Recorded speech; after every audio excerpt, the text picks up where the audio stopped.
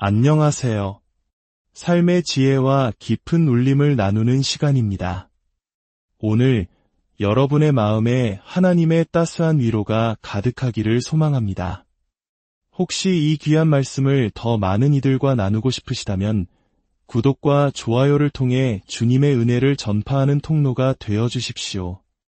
여러분의 작은 실천이 지금 이 순간에도 힘겨운 골짜기를 걷고 있는 누군가에게는 큰 위로와 희망의 빛이 될 수 있습니다. 주님의 이름으로 여러분을 축복합니다. 옛 아랍 속담에 이런 말이 있습니다. 햇볕만 계속되고 비가 오지 않으면 사막이 된다. 우리의 인생도 이와 같습니다. 좋은 날과 힘든 날, 오르막과 내리막, 산정상의 환희와 깊은 골짜기의 고독이 뒤섞여 있죠. 오늘은 바로 이 골짜기에 대한 이야기를 나누고자 합니다.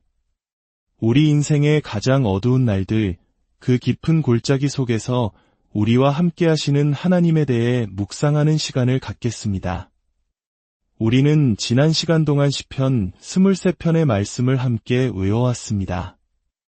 오늘은 그중 4절 말씀에 더 깊이 들어가 보려 합니다. 다 함께 큰 목소리로 마음에 새기며 외워볼까요? 여호와는 나의 목자시니 내게 부족함이 없으리로다. 그가 나를 푸른 풀밭에 누이시며 쉴만한 물가로 인도하시는도다.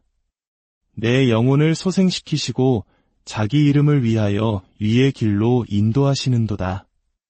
내가 사망의 음침한 골짜기로 다닐지라도 해를 두려워하지 않을 것은 주께서 나와 함께 하심이라. 아멘.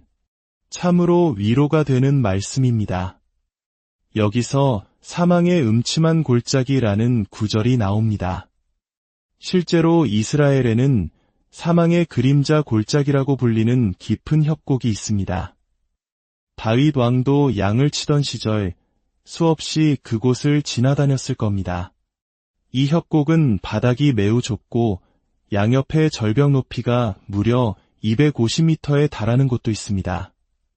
너무나 깊고 좁아서 태양이 하늘 정중앙에 떠있는 한낮에만 잠시 햇빛이 들고 그 외의 시간에는 늘 짙은 그림자에 덮여 있습니다.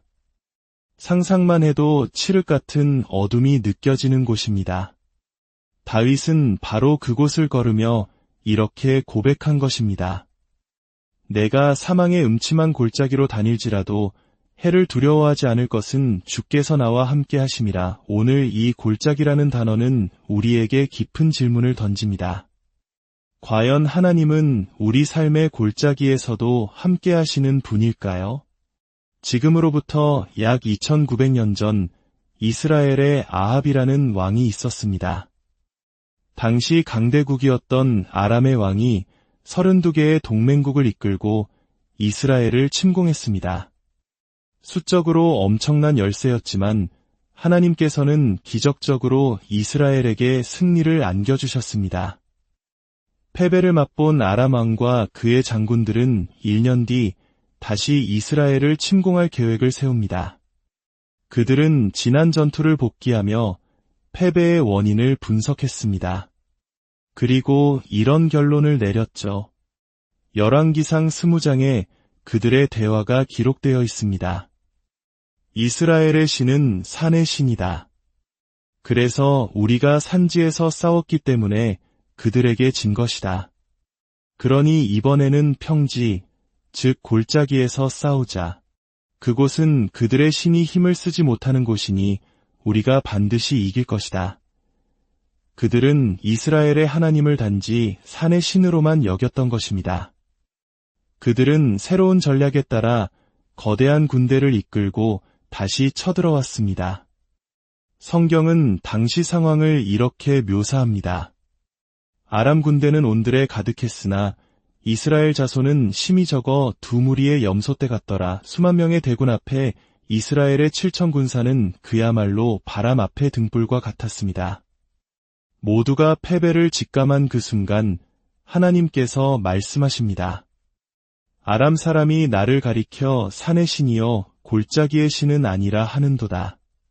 그러므로 내가 이 큰 군대를 다 내 손에 넘기리니 너희는 내가 여호와인 줄을 알리라. 결과는 어땠을까요? 하나님께서는 골짜기에서도 이스라엘에게 압도적인 승리를 안겨주셨습니다.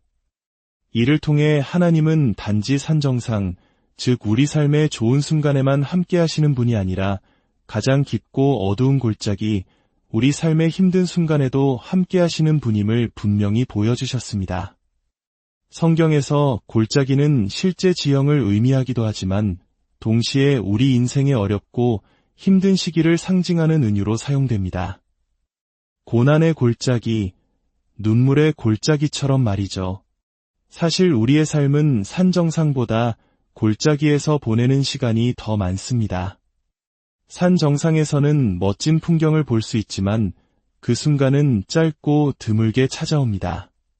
대부분의 시간 우리는 골짜기에서 묵묵히 걸어갑니다. 어둠과 절망, 패배와 고통의 시간을 지납니다.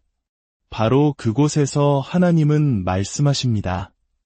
나는 골짜기의 하나님이다. 오늘 저는 여러분과 함께 성경이 말하는 골짜기에 대해 3가지를 나누고자 합니다. 첫째, 골짜기에 대해 우리가 알아야 할 진실은 무엇인가? 둘째, 우리는 인생에서 어떤 종류의 골짜기를 만나게 되는가? 그리고 마지막으로 그 골짜기를 지날 때 무엇을 기억해야 하는가? 지금 당신이 재정적인 골짜기, 관계의 골짜기, 혹은 질병의 골짜기를 지나고 있다면 오늘 말씀이 당신에게 꼭 필요한 위로와 힘이 될 줄 믿습니다. 첫째, 골짜기에 대한 진실입니다. 첫 번째 진실은 골짜기는 삶의 일부라는 것입니다. 즉, 피할 수 없습니다. 우리는 골짜기를 막 나온 상태이거나 지금 골짜기 한가운데를 걷고 있거나 혹은 또 다른 골짜기로 향하고 있습니다. 이것이 인생입니다. 그러니 놀라거나 당황하지 마십시오. 약속의 땅 가나안에 대해서도 신명기 11장 11절은 이렇게 말합니다. 너희가 건너가서 차지할 땅은 산과 골짜기가 있어 하나님의 약속 안에도 산과 골짜기는 함께 존재합니다. 우리가 고난의 골짜기를 지나는 것 또한 하나님의 계획의 일부라는 사실을 기억해야 합니다. 베드로전서 4장 12절은 말합니다. 사랑하는 자들아 너희를 연단하려고 오는 불시험을 이상한 일 당하는 것 같이 이상히 여기지 말고 두 번째 진실은 골짜기는 모두에게 찾아온다는 것입니다. 그 누구도 예외는 없습니다. 골짜기는 공평합니다.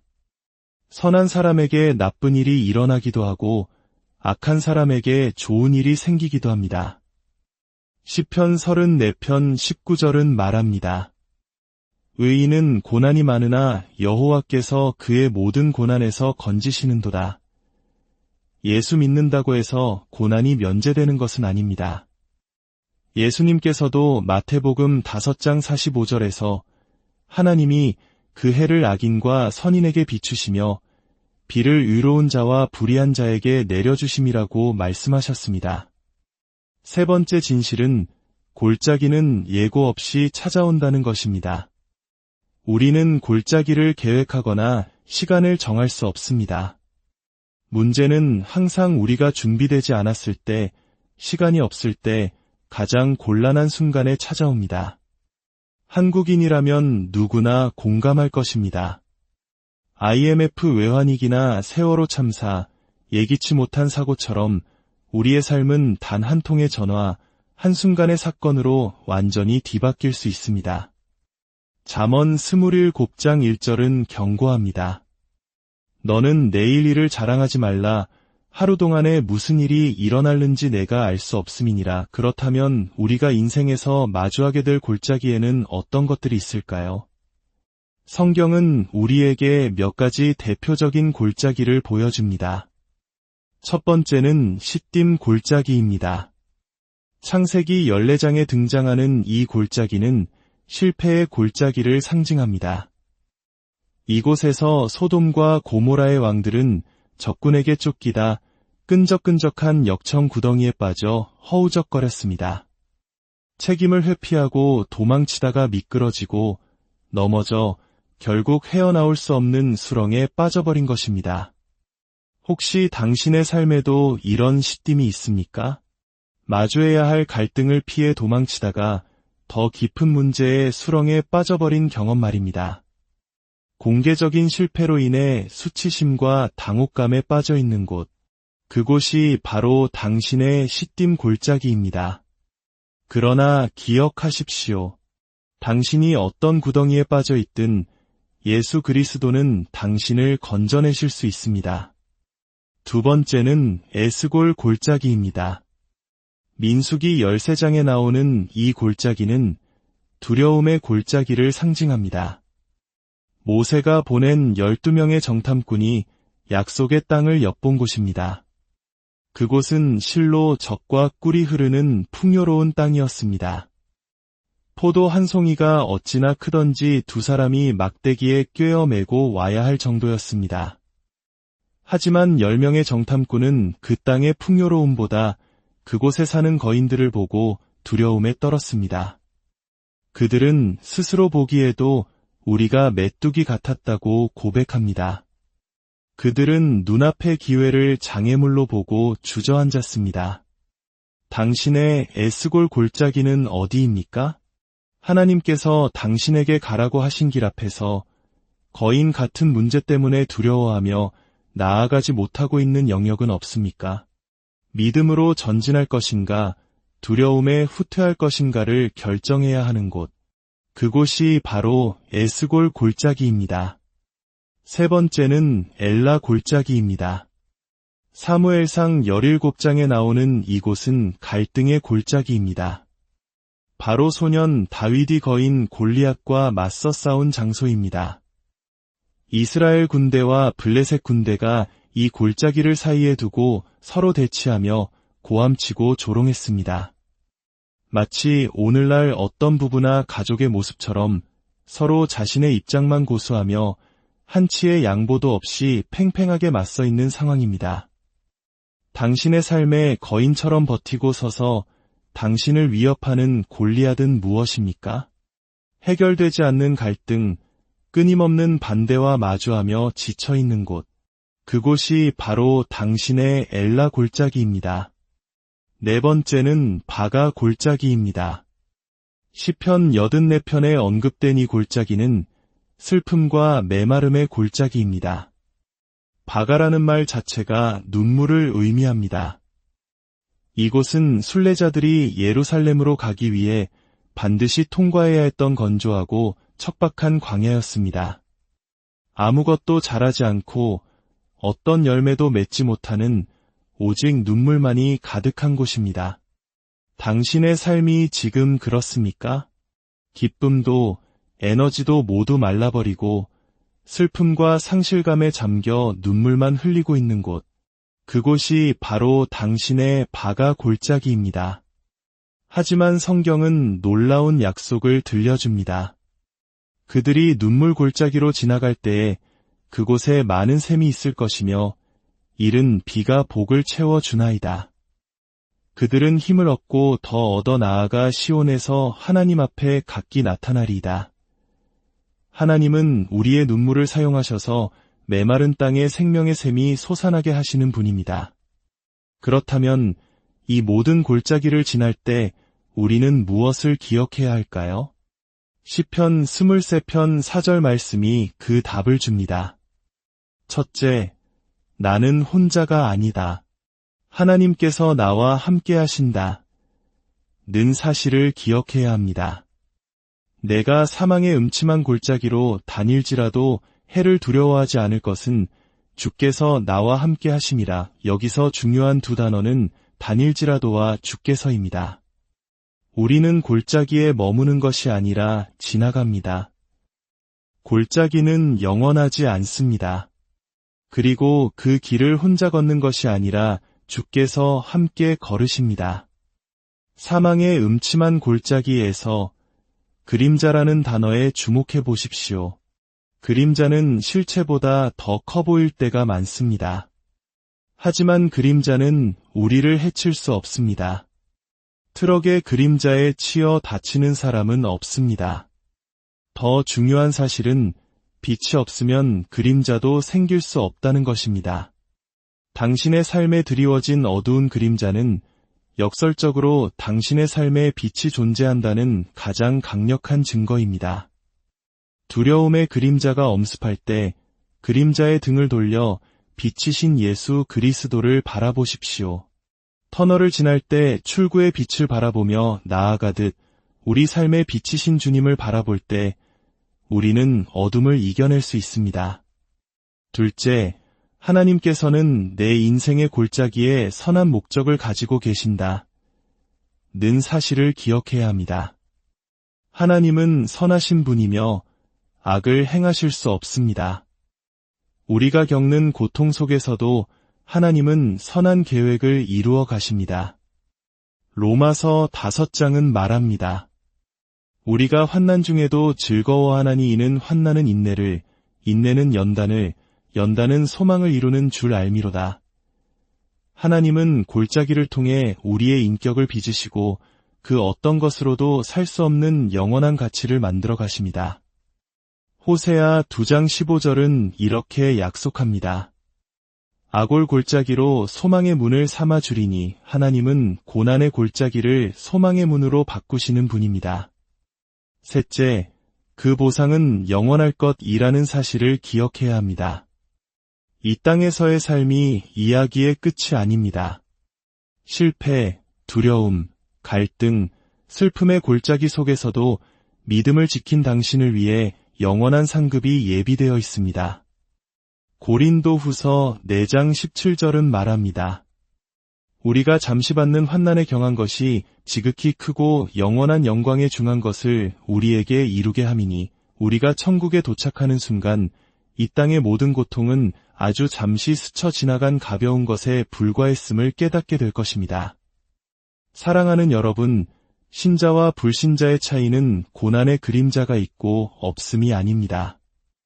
바로 선한 목자 되신 주님의 함께하심이 있고 없음의 차이입니다. 지금 이 순간 당신은 어떤 골짜기를 지나고 있습니까? 요엘서 3장 14절은 말합니다. 사람이 많음이여, 판결 골짜기에 사람이 많음이여, 판결 골짜기에 여호와의 날이 가까움이로다. 바로 지금이 당신의 결단의 골짜기입니다. 당신의 인생의 목자를 누구로 삼으시겠습니까? 이제 함께 기도하겠습니다. 사랑의 하나님 아버지, 인생에는 피할 수 없는 수많은 골짜기가 있음을 고백합니다. 때로는 실패의 시딤 골짜기에서 수렁에 빠져 허우적거리고, 때로는 두려움의 에스골 골짜기에서 한 걸음도 내딛지 못하고 주저앉으며, 때로는 갈등의 엘라 골짜기에서 거인 같은 문제 앞에 절망하고, 때로는 슬픔의 바가 골짜기에서 눈물로 밤을 지새웠습니다. 하지만 오늘 말씀을 통해 깨닫습니다. 그 모든 어둡고 깊은 골짜기 속에서 주님은 단 한순간도 저를 떠나지 않으셨음을 믿습니다. 이제 두려움의 그림자가 아닌 빛이신 주님을 바라보겠습니다. 이 고난의 골짜기를 통해 저를 빚으시는 주님의 선한 뜻을 신뢰하겠습니다. 이 땅의 잠깐의 고통이 아닌 영원한 하늘의 상급을 소망하겠습니다. 예수 그리스도, 이제 당신을 나의 선한 목자로 모십니다. 내 인생의 운전대를 주님께 맡겨드립니다. 이제부터 주님께서 나의 삶을 인도하여 주옵소서. 산의 하나님이실 뿐만 아니라 나의 모든 골짜기의 하나님이 되심을 찬양합니다. 이 모든 말씀, 우리를 사랑하시는 예수 그리스도의 이름으로 기도드립니다. 아멘. 주님의 평강이 여러분의 삶에